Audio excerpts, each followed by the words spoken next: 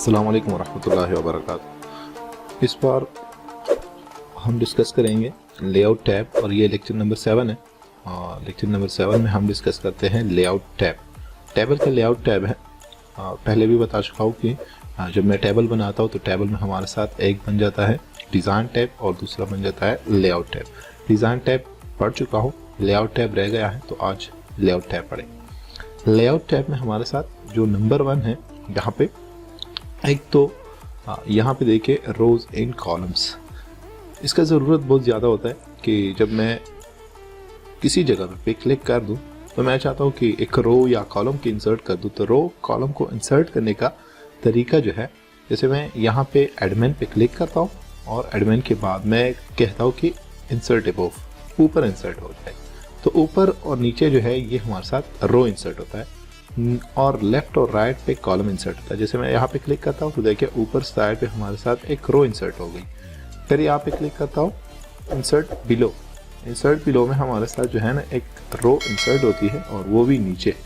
फिर यहाँ पे क्लिक करता हूँ इंसर्ट लेफ्ट, तो लेफ्ट साइड पे कॉलम इंसर्ट हो गया है। इसी तरह इंसर्ट राइट, तो राइट साइड पे कॉलम इंसर्ट हो गया है। तो ये था हमारे साथ insert portion.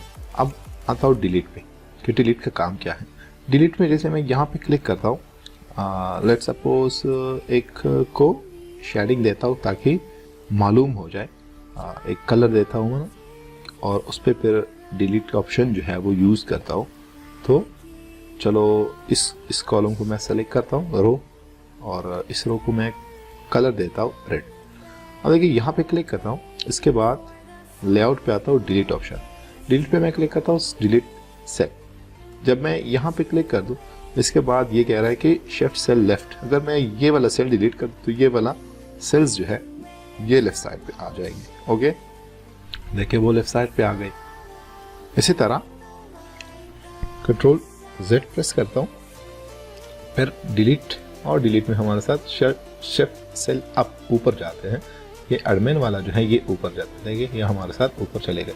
Control Z delete delete, और इसी तरह डिलीट इंटायर रो, मुकम्मल रो को डिलीट करना है तो यहाँ पे क्लिक और ओके, मुकम्मल रो ख़त्म हो गई। या इसी तरह मुकम्मल कॉलम अगर ख़त्म करना है तो मुकम्मल कॉलम जो है ये आप ख़त्म कर सकते हैं। देखिए मुकम्मल कॉलम ख़त्म हो गया।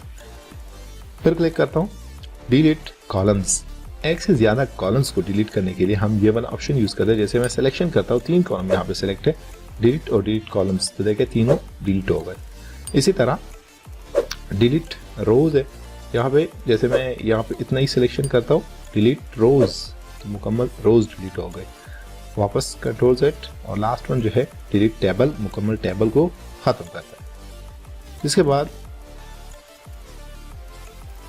सिलेक्शन है, जैसे मैं सिलेक्शन करता हूँ और क्वेश्चन अराइज होता है कि वाई सिलेक्शन हम क्यों करते हैं। तो सिलेक्शन हम कॉपी कट, इसी तरह डिलीट, और एक यहाँ पे एक और ऑप्शन भी है हमारे साथ मर्ज, उसके लिए भी सिलेक्शन करते हैं।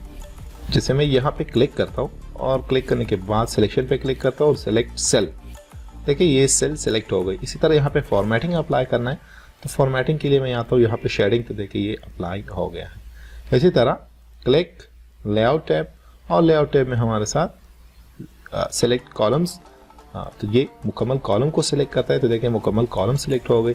इस पे आप कुछ भी कर सकते हैं, चाहे आप चाहते हो इससे डेटा डिलीट कर दे, या फॉर्मेटिंग अप्लाई करना है, या इसी तरह कॉपी करना है, कट करना है, वगैरह वगैरह, ये सब कुछ आप अप्लाई कर सकते हैं। तो सिलेक्शन हम करते हैं इसलिए है ताकि मैं किसी चीज़ को कॉपी कर दूँ, कट कर दूँ, डिलीट कर दूँ, या उस पर फॉर्मेटिंग अप्लाई कर दूँ। यहाँ पे एक ये चीज़ भी है कि हमारे साथ टेबल में जब मैं सिलेक्शन करता हूँ तो उसको मर्ज भी कर सकता हूँ, जैसे यहाँ पे ऑप्शन है अब आता है इसके बाद। तो ये सेलेक्ट कॉलम, सेलेक्ट रो, मुकम्मल रो को सिलेक्ट करता है, और इसी तरह मुकम्मल टेबल को सिलेक्ट करता है। इसके बाद एक ऑप्शन है, यहाँ पे मैं टैब बटन प्रेस करता हूँ कुछ इस तरह, और ये डिज़ाइन इस पर अप्लाई है। मैं यहाँ पे आता हूँ और नॉर्मल डिज़ाइन सेलेक्ट करता हूँ ताकि आप लोगों को मालूम हो जाए। इरेजर दें, इरेजर का काम क्या है, लाइन रिमूव करना। क्लिक करता हूँ, देखिए लाइन को रिमूव करते हैं।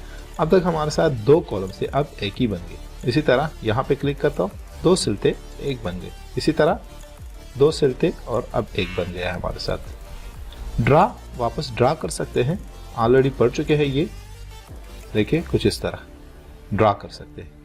और इसके बाद है हमारे साथ मर्ज। मर्ज का काम है 2 या 2 से ज़्यादा सेल्स को कंबाइन करने के लिए हम यूज़ करते हैं मर्ज। जैसे मैं सिलेक्शन करता हूँ, सिलेक्शन करने के बाद मर्ज पे क्लिक करता हूँ तो ये हमारे साथ अप्लाई हो गया। वापस इसे स्प्लिट करता हूँ, कट करता हूँ तो यहाँ पे क्लिक करता हूँ और इसके बाद कितनी कॉलम्स चाहिए आपको, 2 और रो जो है वो हमारे साथ 1। तो देखिए 2 कॉलम बन गए और 1 ही रो बन गए। इसी तरह कंट्रोल Z, इसमें टेबल भी बना सकते हैं छोटा सा। जैसे मैं यहाँ पे क्लिक करता हूँ और यहाँ पे लिखता हूँ कि 4 कॉलम चाहिए मुझे और 3 रो चाहिए। देखिए 4 कॉलम और 3 रो इंसर्ट हो गए इसमें। इसके बाद है स्प्लिट टेबल, यानी मुकम्मल टेबल को स्प्लिट करना है। मुकम्मल टेबल को स्प्लिट करने के लिए यहाँ पे क्लिक करता हूँ, जैसे टेबल एक ही है, जैसे मैं यहाँ पे क्लिक करता हूँ मुकम्मल टेबल सेलेक्ट होता है, इस पे क्लिक करता हूँ यहाँ पे और मैं चाहता हूँ कि इसको स्प्लिट कर दूँ। तो ये रहा स्प्लिट। देखिए ये टेबल नंबर 1 और टेबल नंबर 2, यहाँ पे फिर दोबारा स्प्लिट करना है, क्लिक, लेआउट और स्प्लिट, तो ये स्प्लिट हो गई। इसी तरह स्प्लिट कर सकते हो। स्प्लिट का मतलब है कट करना, ये कुछ इस तरह। वापस बैक जाता हूँ और ये सब चीज़ें ख़त्म कर दूँ यहाँ पे। अब इसके बाद यहाँ पे एक ऑप्शन आ जाता है ऑटो फिट। ऑटो फिट में हमारे साथ 3 ऑप्शन है, auto fit contents, auto fit Windows, fix column width. अब इसका काम क्या है? काम ये है कि नंबर 1 ऑटो फिट का मतलब ये है कि जितना हमारे साथ टेक्स्ट है उतना ही टेबल बना दे। जैसे मैं इस पर क्लिक करता हूँ तो देखें जितना टेक्स्ट है उतना ही टेबल बन गया। कंट्रोल Z अगर मैं प्रेस करूँ तब भी ये आ जाता है। और अगर मैं यहाँ पे आ जाऊँ ऑटो फिट विंडोज़, इस पर क्लिक कर दूँ तो ऑटो फिट विंडोज़ का मतलब ये है कि ये वापस विंडो को मुकम्मल करता है। मगर जब मैं लिखाई करता हूँ देखिए इसका साइज जो है ये बढ़ जाता है हॉरिजॉन्टली। कंट्रोल Z, इस पर क्लिक करता हूँ और अब लिखाई करता हूँ तो इसका साइज बढ़ जाता है वर्टिकली। ये दोनों में फ़र्क है कि एक हॉरिजॉन्टली कॉलम जो है ना वो बड़ा उसका साइज इंक्रीज करता है और दूसरा जो है वो हमारे साथ वर्टिकली।